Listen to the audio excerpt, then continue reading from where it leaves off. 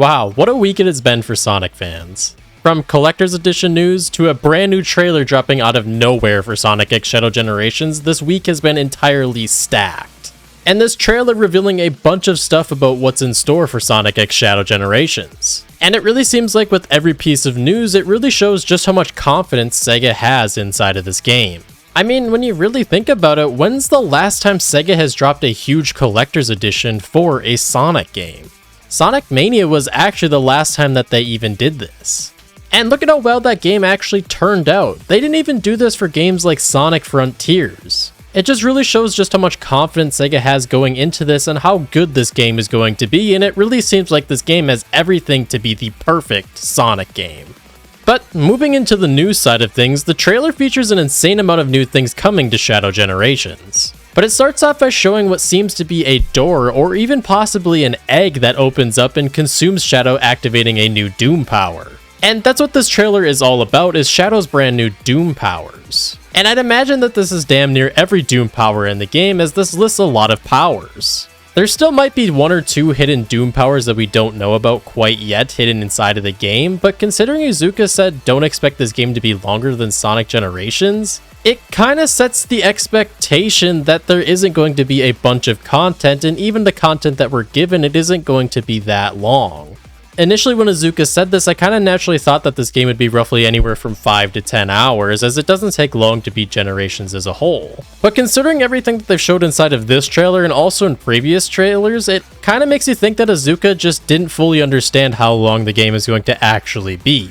And when asked the question, he just kinda gave his best educated guess and what he actually knows. But anyways, this trailer showing off a bunch of Doom powers, and here's what each of them do. Starting off, we have the Doom Spear, which we've already seen this before in older footage, but it does show footage on just how effective this power can be in stages or boss fights. I also enjoy that it looks like Shadow can shoot this at any point inside of the stage, as seen in the trailer, he shoots it bouncing off of a spring or even running at full speed. So it really doesn't seem like there's a limit where you can or cannot shoot this spear, which is a really cool thing to see. Next being Doom Blast. There isn't really a lot to look at here, and it doesn't look like there's a lot of footage inside of the trailer shown for this Doom power, but it shows Shadow launching enemies into walls that possibly could help you move on to the next section of the hub world or even a stage. So it seems like you might have to be a little bit creative with this to be able to move into the next section of the stage with using the Doom Blast. But also the fighting style of the Doom Blast also gives me a lot of resemblance to Sonic's fighting style in Frontiers, which I really like to see. And lastly, this is just kind of speculation, but it kind of looks like Shadow can teleport after using Doom Blast. When they first show it off in the first scene, it looks like Shadow teleports after using the ability, but it also looks like when you're looking at when he's launching enemies inside of the trailer, it kind of seems like there's an opportunity for Shadow to potentially snap to that enemy. And that would be really cool to be able to get into upper pathways and also get a certain amount of distance, as it seems like these enemies go quite far when Shadow's using this Doom Blast. But like I said, that's just speculation. It does look like a really cool ability, and I can't wait to see more about this, as I think this is going to be one of the more main abilities that you actually use inside of the game. But I guess we'll just have to wait for more information on Doom Blast, or we'll have to wait to see when we actually get the game. Moving into Doom Morph. And Shadow turns into a mother-b***ing Doom Squid. This is so damn cool looking, and its power even cooler. So from what it looks like Shadow will be able to slide on the ground at super fast speeds. And when we look at the trailer, it seems like that's always on a purple looking ground. We actually have seen a lot of this purple looking ground in the past, and many people speculated that this could potentially be signs of Mephiles being in the game, but it actually looks like it's going to have something to do with Doom Morph. There's some pictures of the hub world from a while back that showed some purple sections on the stage, and I'd imagine that has something to do with this squid-like form. So it'd be really cool to see how you can move around the hub world differently once you obtain this power.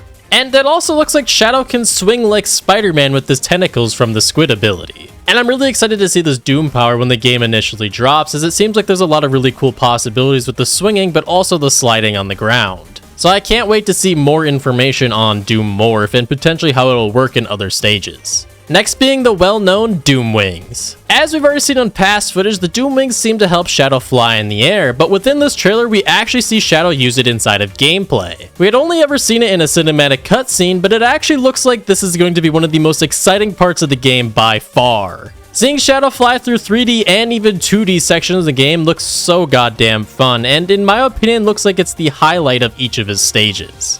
But moving into the last Doom power that was announced is going to be Doom Surf, allowing Shadow to surf and spin over water areas, as I'm interested to see how much this is really going to be used inside of the game. It looks awesome, but Shadow just doesn't have a lot of water-themed stages from his past. The only one that I can really think of that has been announced so far is Kingdom Valley, as I'm sure that'll have a big part to play inside of that stage. And I'm genuinely just curious on just how much this is going to be used, because I don't see a lot of opportunities when it comes to Shadow's past or even potentially his future. But in general, the Doom powers look incredible, and I'm super pleased to see multiple powers inside of the game. My only concerns has got to be with Doom Surf and Doom Morph, and just how much they're going to be used in stages, as it seems like there's really specific sections that these are going to be used. And also, can you just use these Doom powers whenever you want, or is it only set times that you can use each of these Doom powers? Can I just fly off whenever I feel like it, shoot spears whenever I feel like it, just turn into a squid whenever I feel like it? That's something that I would really like to know. I'm sure there's a set Doom power that they want you to use in certain sections that's most optimal for that area, but it would just be really cool to be able to use them all at a time to see potentially different ways you could go throughout the stage. But it seems like for Doom Surf, it's going to be a really key ability to fight Metal Overlord. And that actually brings me into my next topic. Metal Overlord is back. The main antagonist of Sonic Heroes and his final form, and Shadow is out here soloing this dude in Sonic X Shadow Generations. We only see a glimpse of this fight, but I can't wait to see what Shadow completely pulls off inside of this boss fight. And it really seems like Sega is really trying to keep the hype up for boss fights and make them seem super important inside of the game. Very similar to Sonic Frontiers Titan fights. Definitely where they were the most important part to the story, but also the best part of each of the islands. So I really hope that that kind of carries over to Shadow Generations, where it really feels like the boss fights are super important and they feel more like Frontiers boss fights opposed to Generations boss fights. As Generations boss fights were okay, but they were really simple and really easy, and they just didn't feel super important inside of the game. And I truly can't wait to hear the remix of What I'm Made Of in this fight. It's going to go absolutely insane. But also the music that we've been receiving from Sega for this game has been amazing. The music does not disappoint at all. And Shadow, in my opinion, has some of the best themes and also stage music inside of the games that he's been inside of. And the remix for the Bio-Lizard fight that's going on during this trailer goes so damn hard. They're truly trying to go all out with the music here, and I am here for it. But moving on to the next topic that I actually want to talk about is all of the new stages that were announced inside of the trailer. We do see a little bit more of a look of the already confirmed stages of Radical Highway, Space Colony Arc, Bullet Station, and Kingdom Valley. But within this trailer, we actually get 3 more confirmed stages for the game, and the first being Sunset Heights from Forces. And I think this is an okay choice from the game. Honestly, kind of unexpected in my opinion. I thought for Shadow, it would have been something like Eggman's facility inside a luminous forest, as I just felt like that was more right for Shadow. But the funny thing is that I found a little bit more interesting and genuinely caught me by surprise was another Forces stage being announced in Spaceport. It actually looks like this is where we're going to be fighting Metal Overlord is inside of Spaceport, opposed to fighting him in Final Fortress like we do in Sonic Heroes. And it really confuses me on why we're fighting Metal Overlord in Spaceport of all places. It just doesn't really make a lot of sense to me. But that might be another key point of the story where we might not be necessarily fighting through Shadow's past, but also maybe some alternative realities that Black Doom set on him, or even the future. So I'm interested to see if they explain the reasoning of this in the game, or if Sega makes a statement on it eventually. I think this just left a lot of fans confused. And if you weren't confused already, this next stage is even more confusing than what I just explained. The last stage is actually Chaos Island from Sonic Frontiers. My first time watching the trailer, I initially kind of thought that this might be some daytime version of Flame Core from Sonic 06. But it turns out Shadow is actually traveling to the Frontiers Island, and it's an extremely interesting choice as Shadow was never in Frontiers. And Shadow was only ever truly mentioned once in Frontiers, and it was just from Sonic talking about him. He was never actually seen inside of the game. Eggman does mention the Black Arms inside of the game, but I don't really think that has anything to do with this game. But this is where I think that maybe Shadow could be traveling throughout the future in some way. I mean, if Sega were to revisit the islands in somewhat of a Frontier sequel, we could potentially see Shadow go along with Sonic and help him explore what's going on there.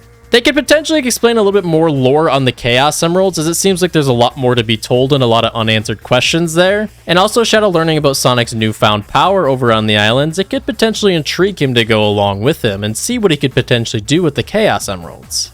I mean, Shadow has more of a connection to the Chaos Emeralds than Sonic does, so it would only make sense, right? I mean, that's just simply kind of speculation that I randomly thought of, so that could truly mean nothing and take that as a grain of salt, but I mean, it could potentially answer what's going on here. But even though it's confusing, I actually like the decision on bringing him to the island, and I think it opens up a lot of possibilities having him in an open area like Chaos Island, especially for his Doom powers. We can see in the trailer he uses Doom Morph a lot to get around the island, but I'd imagine that that's a very little part of the stage that we actually see, as I can't imagine that this stage will be very short considering that he's going to be traveling through the entire island. So I could definitely see him using a lot of his Doom powers inside of the stage. And that's really the main points that the trailer covers. But there are some little things that people ended up noticing that I actually want to mention inside of this video. I know, I've already been ranting how much I lost my mind over this trailer, but there's just so much to dissect here. And one thing that you probably missed when you watched this trailer was actually in the hub world, you actually see Omega standing next to the Space Colony Arc entrance.